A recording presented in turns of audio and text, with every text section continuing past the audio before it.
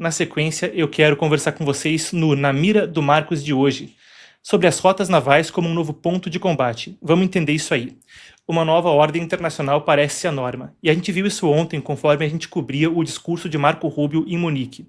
Menos organizações internacionais como a ONU e relacionadas intermediam os assuntos entre países e mais se trata de o tripé citado pela política externa americana: diplomacia personalíssima, pressão econômica e coação militar.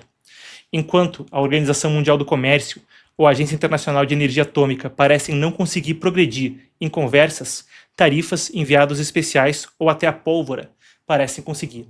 E é uma mudança de paradigma. Com o comércio não sendo mais uma ferramenta para integrar e aproximar as nações do jeito que se pensava ser antes, mas uma forma de pressão, as rotas marítimas acabam sendo um novo campo de batalha. E talvez os focos de tensão mundial deixem isso mais claro do que nunca. Vamos lá, eu vou passar com vocês por uma série de notícias para fazer o meu argumento. Vou pedir, Daniel, você vai passando as manchetes aqui do meu lado. Vamos para a primeira delas. Hoje foi noticiada uma apreensão pela Índia de 3 petroleiros da chamada Frota Fantasma. Frota Fantasma. Esses são navios com, normalmente, mais idade e ficam mudando de bandeira, de nacionalidade, operando evitando rastreamento. Para quê? Evadir sanções. Os 3 que foram apreendidos nesse caso foram sancionados pelos Estados Unidos, acusados de transportar petróleo para o Irã em violação de restrições anteriores.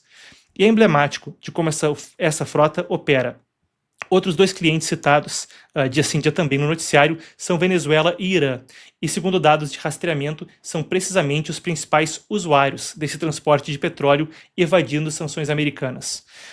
De acordo com o portal de monitoramento naval Tanker Trackers, são cerca de 1.300 a 1.500 navios que ficam nessa categoria compondo essa frota. E aí a gente tem o registro da lista mostrando os países que principalmente usam isso. Segundo o registro, mas vale a pena dizer, essas bandeiras mudam com frequência, então esses registros também mudam por consequência. Vamos lá, então. As apreensões têm se tornado muito mais frequentes. Vamos lá para a próxima arte. Nos últimos 10 dias, foram 2 apreensões rastreadas no Oceano Índico pelos Estados Unidos, de navios sancionados vindo da Venezuela. No total, são 9 petroleiros. Aí tem uma imagem que está relativamente desatualizada. No dia 15 agora teve mais uma completando. Essa manchete aí fala 8. Mas segundo essa empresa de rastreamento, a Argus, 9 então, desde que se intensificou amplamente isso nesse ano. Seguindo, a gente tem aqui uma imagem com uma publicação de Emmanuel Macron. A França abordou um petroleiro vindo da Rússia em janeiro, uma coisa que também tem se tornado mais frequente. E Alemanha, Finlândia e Itália também fizeram apreensões, segundo reportagens. E isso não vem só de países da OTAN. Conforme o próprio Irã, já que a gente estava cobrindo ele na pauta de agora, disse ter apreendido, no início do mês, 2 petroleiros estrangeiros. Não falou qual era a nacionalidade. Mas o que foi revelado foi que 15 tripulantes estrangeiros ficaram detidos. Não só tomou os petroleiros, mas também parece ter tomado a equipe como refém. Em um episódio anterior, já foi feito isso para exercer pressão, chantagem com a Coreia do Sul. E apreensões do tipo têm tomado essa abordagem pelo Irã, embora os desdobramentos desse em particular ainda não estejam claros. Claro, como consegui a informação. Mas provavelmente uma das capturas recentes que mais chamou a atenção, e vou pegar isso como gancho para a gente expandir o que eu estou discutindo, foi a de um petroleiro que escapou dos navios americanos que fazem a quarentena naval perto da Venezuela. Esse escapou então da fiscalização e saiu rumo à Rússia, com os americanos indo atrás. Esse, de forma interessante, no meio do caminho, sem passar pelos canais e protocolos comuns, mudou de bandeira. Passou a ser catalogado como um navio russo enquanto ia, aparentemente, rumo a São Petersburgo. Até foi relatado que Moscou mandou um submarino militar para escoltar esse navio, mas não adiantou. Logo na sequência, depois da notícia dessa escolta, ele foi capturado pelos americanos. Não estava tão longe da Rússia, conseguiu sair bem longe do Caribe, atravessou o Atlântico e foi apreendido entre a Islândia e a Escócia.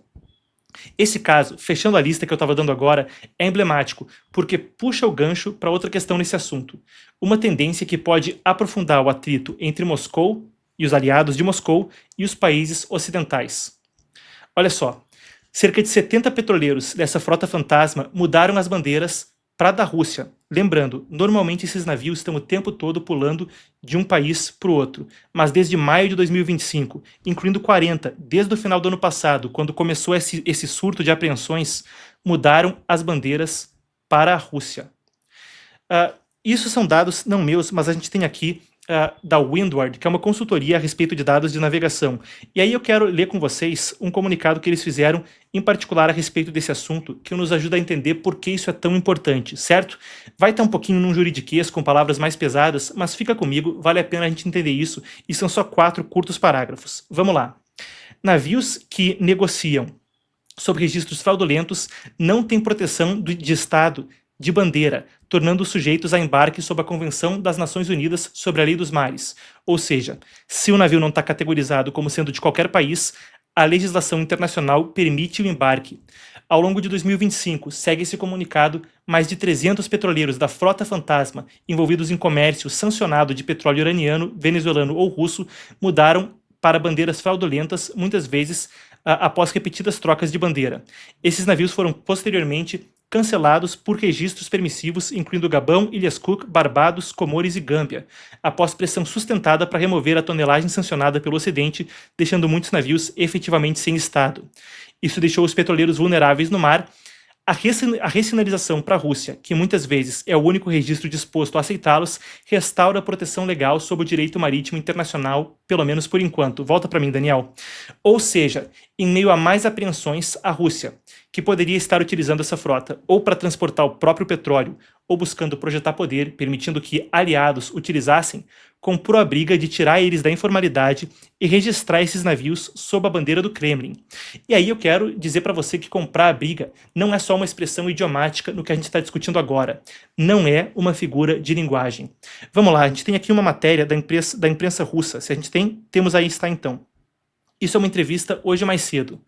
Um dos conselheiros mais próximos de Putin, um homem que já foi líder do Serviço Russo de Inteligência, FSB, e do Conselho de Segurança do país, Nikolai Patrushev, disse ao jornal russo Argumenty e Fakty, Argumentos e Fatos, que a Marinha Russa poderia retalhar apreensões da Frota Fantasma, que chamou de pirataria. Ou seja, isso poderia pular de apreensões de navios que estão toda hora mudando de bandeira e é difícil rastrear eles, para apreensões de navios que estão sob a bandeira russa, o que começaria a escalar esse atrito não para apreensões de navios sem Estado, mas para apreensões entre Estados. Mais uma peça no quebra-cabeça. E eu concluo com o seguinte: tem um ditado que eu já ouvi antes na análise de assuntos internacionais. Por onde não flui a prata, fluirá a pólvora. Por onde não fluem os comerciantes, fluirão os exércitos. E por enquanto parece fluir o petróleo. Parcialmente, a ver os próximos capítulos conforme essa troca de bandeiras começa a tomar proeminência.